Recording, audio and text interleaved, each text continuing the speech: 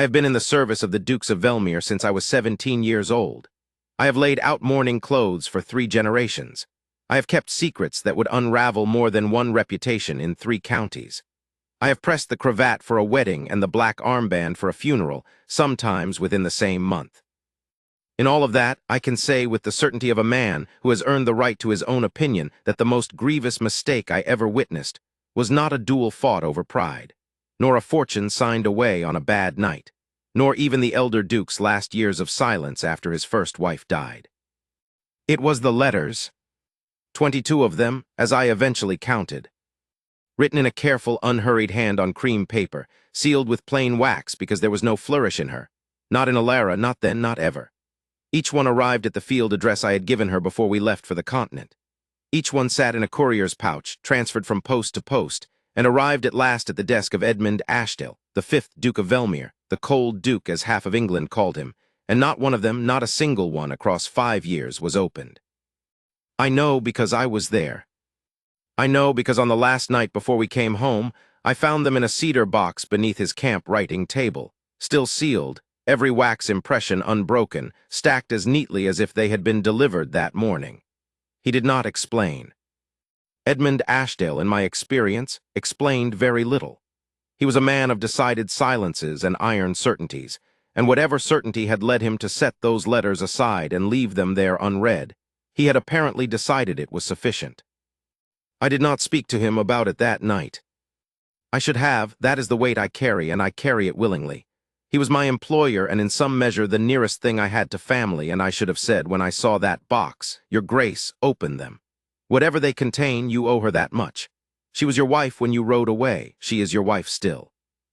But I said nothing. I closed the lid of the cedar box. I finished packing the writing table, and we rode home. I have thought about that moment every day since. Let me tell you about Alara before I tell you about the return, because you cannot understand what the return meant without knowing who had been left behind. She was not who society expected. Edmund had married her 3 months before the campaign. In the swift, decisive way he did everything. He saw something he considered settled, and he settled it. She was the daughter of a country rector, 21 years old, with dark copper hair and a particular way of standing in a room as though she had calculated exactly how much space she required and had no intention of taking more. She was not brilliant in the showy sense. She did not arrive at the ball in a gown that caught the light. What she did, which I noticed from the first evening I served at the table, was pay attention. She listened, she remembered. She knew the name of every groom in the stable and every scullery made by name and the specific nature of each footman's mother's health before the end of the first month. She asked questions that made people feel their answers mattered, and she meant it, which is rarer than it sounds. Edmund had been drawn to her, I believed, for the same reasons a cold man is drawn to warmth without quite knowing it. He thought he was choosing her practicality. I think he was choosing the quality that would eventually cost him everything and then save him. He did not tell her much before he left. This was also typical. He told her the date of departure, the expected length of the campaign, the name of his solicitor, and the name of his steward. He showed her the house accounts. He told her that Thornfield House and its staff were her authority while he was absent, and that he trusted her to manage it correctly. He did not tell her anything else. She did not ask for more. This was what I noticed as I loaded the carriages on that gray October morning. She stood at the top of the stone steps in a dove-gray dress, her hair pinned back, and she watched the bags and trunks being strapped to the coaches with a calm that I only recognized years later as the calm of a woman deciding, in the space of those last minutes, not to fall apart. He went to her, that I will say. He walked back up the steps to her, and he took her hand, and he said something to her that I could not hear from the courtyard. She nodded once. He held her hand for a moment that was either very long or very short, depending on which of them you were. Then he descended the steps and climbed into the carriage, and the wheels turned on the gravel, and Thornfield House fell away behind us. I looked back. She was still standing at the top of the steps. She had not moved. The first letter came 4 months later. The courier brought it to the field desk, and I saw the return address, Thornfield House, Velmere, the handwriting unmistakable even in 2 words, and I set it at the corner of the Duke's writing table with the rest of the correspondence. He was engaged in dispatches. He set the envelope aside. I came back the following morning. The letter was still there, unopened, shifted to a different corner of the table as though he had moved it to reach something beneath it. By the end of that week, it had migrated to the cedar box, sealed. I told myself it was the campaign, that the weight of command was pressing on him, that he would read it when there was time. I told myself many things across that first winter that I have since stopped believing. The second letter came 2 months after the first, the third 2 months after that. By the 6th, I understood that this was no oversight. I do not know what fear or pride drove him to leave the hand of his wife unopened in a cedar box. Edmund Ashdale was in many respects the finest man I have known, a man of his word, a man of duty, a man who treated every person in his service with a justice that was brisk but never cruel. He was also, in this particular way, capable of a blindness so complete that it deserved its own name. In the 3rd year, the letters stopped coming. I noticed he did not, or if he did, he gave no sign. I have one thing from those 5 years at Thornfield, which is the account of his steward, Mr. Aldwych, who wrote to me twice a year with a summary of the estate's affairs. From Aldwych I learned the practical matters, the harvest yield, the tenants' rents, the state of the north wall. From the space between his careful lines I learned the rest. She managed Thornfield more than competently. She made decisions that Aldwych twice described, with careful restraint, as unusually sound. High praise from a man who found it difficult to say that any decision not made by himself was sound at all. She renegotiated the grain contract in the 2nd year and saved the estate a significant sum. She dismissed a gamekeeper who had been quietly dishonest for longer than anyone had caught him at it. She was never heard to complain. She kept the household accounts in a hand that was meticulous and clear, and those who received her letters found them warm, precise, and entirely without self-pity. This was the deepest quality in her, not coldness, as some mistook it, but a particular form of dignity that had decided not to perform its suffering for anyone else's benefit. The letters to the campaign address stopped at the beginning of the 4th year. Aldwich's letter that winter mentioned, in a postscript as unadorned as everything else he wrote, that the Duchess had recently been confined to the house for some weeks, that she had recovered her health in good time, and that the household was in fine order. I read that postscript 4 times, then I set it aside, then I read it again. I said nothing to Edmund. I had decided somewhere in the 2nd year that silence was simpler, and by the time I began to doubt that decision, I was too far in to change it without betraying my own long omission. This is how good men become complicit in harm, not through malice, through the compounding interest of the small failures to speak. We returned to Thornfield House on a Thursday afternoon in early November, 5 years and 11 days after we had left it. Edmund had been largely silent on the journey, which was not unusual, but there was a different quality to his silence on the return, less iron, more stone. As if something in him was waiting to be confirmed or denied, and he was not certain which answer he was hoping for. He had aged. We both had, but on him it was particular, a sternness in the jaw deepened now, and a quality in his eyes that I can only describe as a man who has looked at things that could not be unlocked. He was 39 years old. He looked it in a way he had not at 34. The carriage came down the lane, through the iron gates, along the gravel drive, and the house appeared stone and ivy, the afternoon light of November falling gray and clean across the front face. Every window lit because she kept the house lit in the late afternoon, I would come to learn, because she did not believe in letting darkness settle before it had to. Edmund said nothing as we pulled up to the steps. A footman came down to open the carriage door. Aldwych appeared at the top of the steps with his particular air of careful readiness. The grooms moved to the horses, the ordinary machinery of arrival. And then at the edge of the open front door, a small figure appeared. I saw it before Edmund did, because I was already out of the carriage and looking toward the house.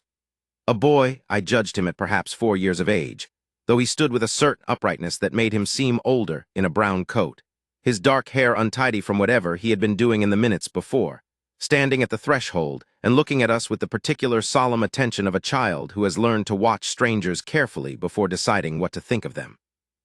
I knew before I had finished the thought. The jaw, the set of the dark eyes.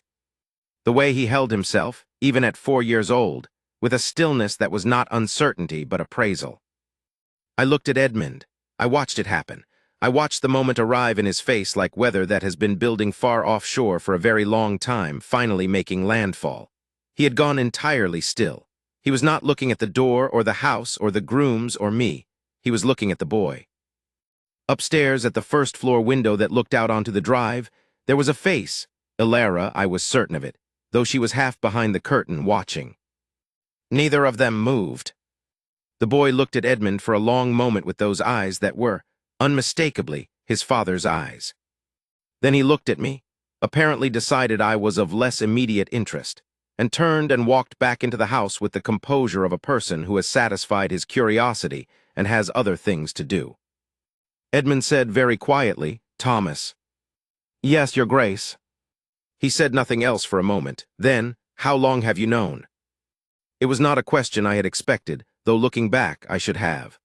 Edmund Ashdale did not miss much, and I had apparently been watching him watch that child with a face that told its own story.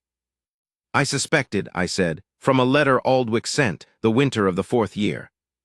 He was quiet. He looked at the front door, which was now empty. Then he said, "I see." He walked up the steps. I followed. She was waiting in the upper corridor, not the entrance hall. She had not come to the door to receive him as the formal lady of the house welcoming back its master.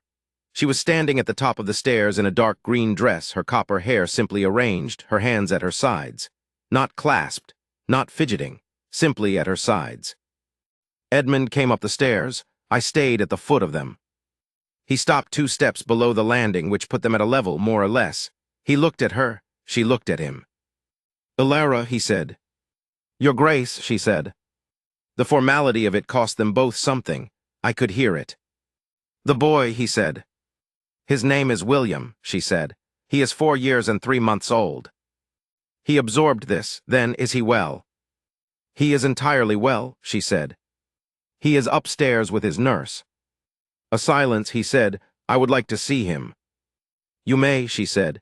"He goes to sleep at 7:30. You have an hour and 40 minutes. The precision of it undid something in his face. I saw it, even from the foot of the stairs. Some braced-for-battle thing in him had expected a different reception. And the exactness of her, the same careful Ilara who knew every footman's mother's name, had simply answered his question with the information required and offered him the time remaining. He said, "I did not know." She looked at him. "No," she said, "you did not." She turned and walked back along the upper corridor. He stood on the stairs for a moment. Then he followed her. I went to find Aldwych and arrange for tea and dinner and the unpacking of the carriages, because someone had to, and that someone, as always, was me. I learned what passed between them that first evening partly from the sounds the house carried. Thornfield's walls were thick, but its corridors were long, and voices traveled in particular directions if you were attentive. And partly, I confess, from Aldwych, who had been the Duke's man for longer than I had and whose discretion, while profound, had a circumference of trust that included me. He brought William to meet his father at 6:30. The boy came in as he had appeared at the door, composed, watchful, already possessed of an opinion about this stranger that he had not yet decided to share. Edmund crouched to the boy's level, which I was told required some visible effort from a man not accustomed to crouching before anyone. He looked at William. William looked at him. William said, "Are you the Duke?" Edmund said, "I am." William considered this. Then he said, "Mama says a duke is the same as any other man except that he has more to answer for." There was a pause. Edmund said, "Your mother is correct." William appeared to find this answer satisfactory. He allowed Edmund to show him the large globe in the study, which had been Edmund's own when he was a boy. They turned it together, the man and the child, tracing the shapes of countries, the curve of coastlines, the width of oceans. Ilara sat in the chair by the window and watched. She did not intervene. She simply watched, in the particular way she had of paying attention, cataloging everything. Every careful thing Edmund said to that boy, the way Edmund's hand rested briefly on William's dark hair, the speed at which he removed it. William went to bed at 7:30 precisely, because Ilara ran a household of reliable certainties for the same reason she had not fallen apart on the morning Edmund rode away. Because reliable certainties were the architecture of dignity, and she had learned to build her own. Then they were alone. It was after 10 o'clock when Edmund sent for me. He was in the study, sitting behind the desk, and on the surface of the desk between the lamp and the inkstand was the cedar box. He had carried it in from the luggage that evening, apparently, because I had not unpacked it. He had brought it in himself. He said, "Sit down, Thomas." I sat down. Dukes do not usually invite their valets to sit. I understood that this was not a usual evening. He said, "There are 22 letters in this box." "Yes, Your Grace." He said, "They are in her hand." "Yes, Your Grace." He said, "I did not open them." He was looking at the box, not at me. I told myself in the first months that there would be time, that I would answer them properly when the campaign allowed. Then I told myself. He stopped. He placed one hand flat on the lid of the box. I told myself a number of things across 5 years, Thomas, and I am finding that none of them hold up particularly well this evening. I said nothing. He had not asked me anything. He said she knew, by the third letter at least, she knew I had not opened them. A man who receives letters and does not answer them has not mislaid them. She knew. I believe she did, Your Grace.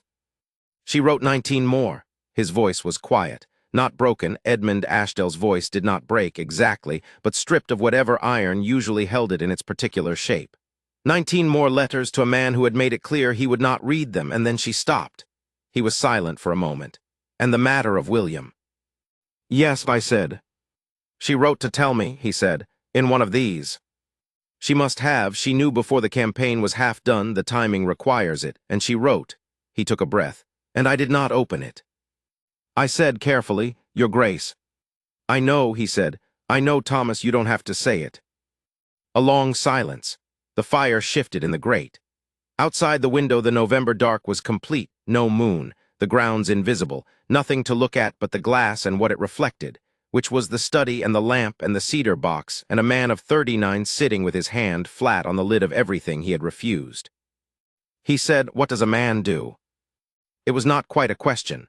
I answered it anyway, because after 22 years of service, some things fall to you whether you have the authority for them or not. I said, "He opens the box, Your Grace, not tonight, but he opens it, and then he goes and he tells the truth." Edmund looked at me. "She is not a woman who forgives easily," he said. "I have gathered this." "No," I said, "she is not, but she is fair. I have gathered this." He sat with that for a moment. Then he said, "Get some sleep, Thomas. You have done enough of my work for me this evening." I stood and went to the door. At the threshold, he said, "He has my eyes." "He has your eyes," I confirmed. He said, "He has her steadiness." "Yes," I said. "He has that too." I left him there with the box and the lamp and the fire, in a study that was his and which had been run without him for 5 years, by a woman who had apparently decided not to wait for him to come back to himself before she became herself. He opened the letters the next morning. I know because the cedar box was empty when I brought him his coffee at 9 o'clock. The letters were arranged on the desk in order, as far as I could tell, the earliest to the right, the latest to the left, each one opened, each one read. Some of them read more than once, judging by the way the pages were folded and unfolded.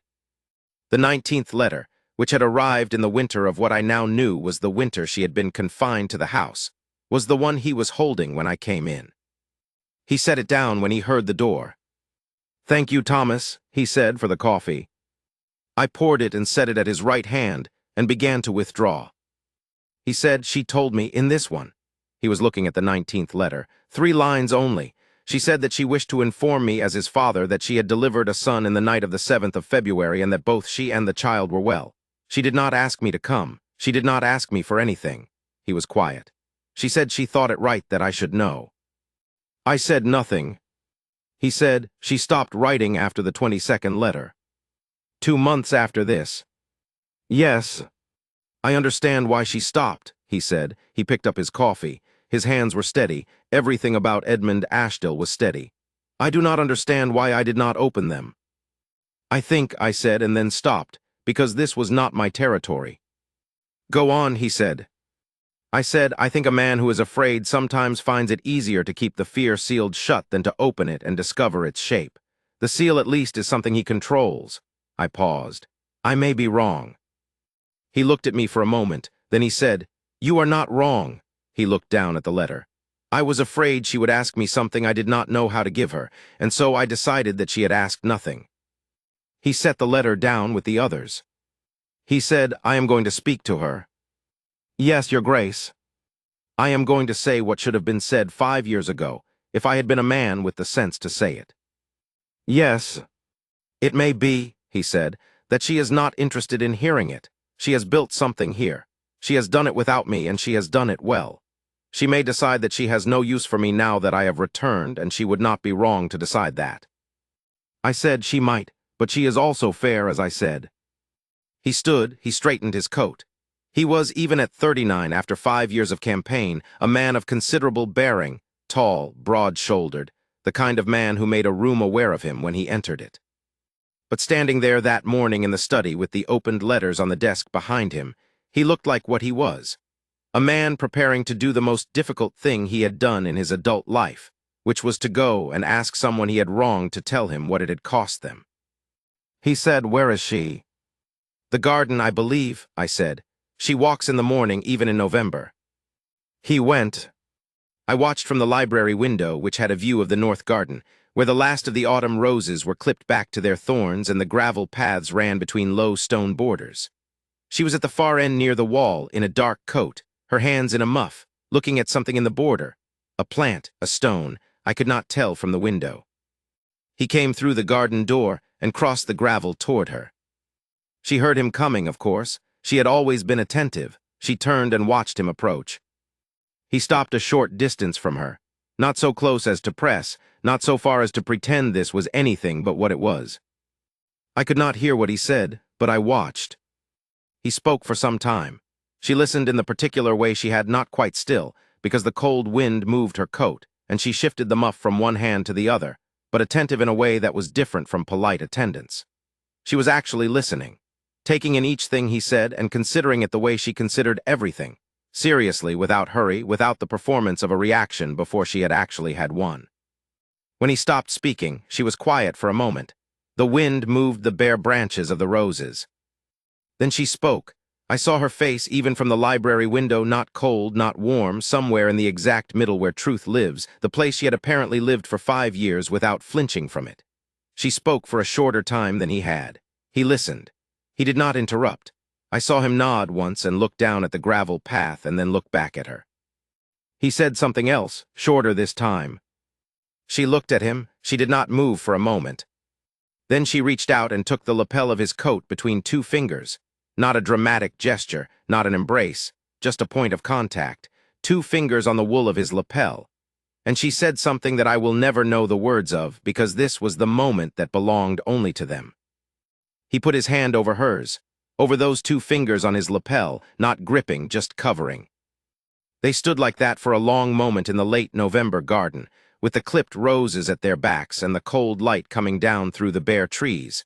And I looked away, because there are things that should not be witnessed even by loyal men, and this was one of them. William, I should tell you, was introduced to his father properly over the next several days, in increments that Alara managed with the same precision she brought to everything. She did not require him to feel anything on a schedule. She did not manufacture warmth or hurry the boy toward an emotion he had not yet arrived at. She simply created the conditions, a walk, a shared dinner, a quarter of an hour with the globe, and she let it develop at the pace that the truth develops, which is neither fast nor slow but simply steady. By the end of the first week, William had informed his father with some authority that the globe's depiction of the Southern Territories was significantly out of date, and that he had a better one in his nursery. Edmund had confirmed that accuracy was indeed important in cartographic matters, and followed William upstairs, where the 2 of them spent 40 minutes in a detailed discussion of coastlines. I heard about this from the nurse, who reported it with a wondering quality I found appropriate to the occasion. In those first weeks, I watched Edmund change. Not dramatically, he was not built for it, but in small, consistent adjustments, the way a man sets down something he has carried too long and looks at it properly. He began to stay for dinner instead of eating in the study. He began to ask Alara about the decisions she had made in his absence, not with the air of a man reviewing accounts, but with the air of a man who genuinely wished to know what she had seen and thought. He began to watch her in the way that the faithful watch things they had almost let slip past them. And she, Alara, who had raised their son alone and run his estate and written 22 letters, and then stopped with a dignity I find almost unbearable to think about. She watched him too. Fairly. Without sentimentality, because she was not a sentimental woman in the easy sense. But there is a different kind, the deep kind, the kind that believes things can be repaired if the repair is honest, and she had that. She had always had that. It was the quality he had seen in her first and most feared examining closely. On the evening of the 23rd of November, 2 weeks and 4 days after our return, Edmund asked Alara to walk with him after dinner. They went out into the south garden, which was the one with the pond, frozen over now in the first hard frost of the season, the reeds at the edge gray and brittle in the dark. Aldwych and I were in the butler's pantry, and I am told, by Aldwych, who had better hearing than I did and a longer view from the pantry window, that they walked for some time without speaking, which in their case was not absence but its own form of conversation. At the edge of the pond, Edmund stopped. He said something. She turned to look at him. He reached into the breast pocket of his coat and produced the 19th letter, the one in which she had told him, in 3 lines, that his son had been born safely on the 7th of February. She looked at it for a moment, then she looked at him. He said, "I have read all of them now, every one. I wanted you to know." She said, in a voice that Aldwych reported as being very quiet and very steady, "I know you have." He said, "This one, what you chose to say and what you chose not to say." He was quiet for a moment. 3 lines, Alara." She said, "You had made clear what you wished to receive from me." He said, "I was wrong." She said, "Yes." He said, "I was afraid. That is not an excuse. It is only the true thing. I was afraid to read them because I was afraid of what I would find there, and so I chose not to find anything, and what I chose not to find was 5 years of you." She did not say anything. He said, "I cannot give you those years back. I am not going to ask you to forgive me on a particular schedule. I am going to ask you only if you are willing not to forget, because that would be false, and you are not a false woman. But if you are willing to let me try to be, from now, the man who does not deserve you yet but is trying to." She looked at him for a long moment, the frozen pond, the gray reeds, the dark of the November night around them. She said, "William asked me yesterday why his father stayed away so long." Edmund said, "What did you tell him?" She said, "I told him that some men take longer than others to find their way home, and that finding it is what matters in the end." He said, "Is that what you believe?" She said, "I am standing here." He did not say anything else. He took her hand, not the lapel this time, not a point of contact, but her hand, fully, the way a man holds something he has decided he is not going to set down again. And they stood at the edge of the frozen pond in the dark of the November garden, and what happened next was between them. I have told you this story because I was the only witness to all of it, to the leaving and the cedar box and the 5 years and the return and the boy at the door and the cold garden and everything that came after. I have told it as honestly as I can, which means I have not smoothed the rough parts, because Alara would not have wanted them smoothed, and Edmund, now, would not either. They are not a story of quick forgiveness or easy warmth. They are a story of what happens when truth is allowed to take its own time, and a woman refuses to let anyone else's failures make her into someone smaller than she is. William is 8 years old now. He has his father's eyes and his mother's steadiness, which is exactly as much as a person requires to make a fair way in the world. He knows his father now, as well as a boy of 8 can know a man, which is to say he knows the shape of his patience and the sound of his laugh, and which questions make him go quiet, and which ones make him lean forward with interest. He does not know the story of the cedar box. He will someday. Edmund has said he will tell him himself when the time is right. I believe he will. Edmund Ashdale, when he finally decides something is owed, pays it with the same iron consistency he brings to everything else. Alara knows this. She has always known it. I think it is, in the end, why she waited. Not with hope. She had given up hope somewhere around the 22nd letter, I imagine, but with the simpler, steadier, harder thing, with faith in her own worth and in the eventual insistence of truth. 22 letters, a son with his eyes. A November morning when he came down the drive and found that life had not waited for his permission to continue, that love does not hold its breath, that what he had sealed away in a cedar box had grown in his absence into something that looked at him from the doorstep with his own face, and then, with perfect composure, went back inside to finish what it had been doing. He came home. She let him in. That is the whole of it. That is, I think, the truest thing I know.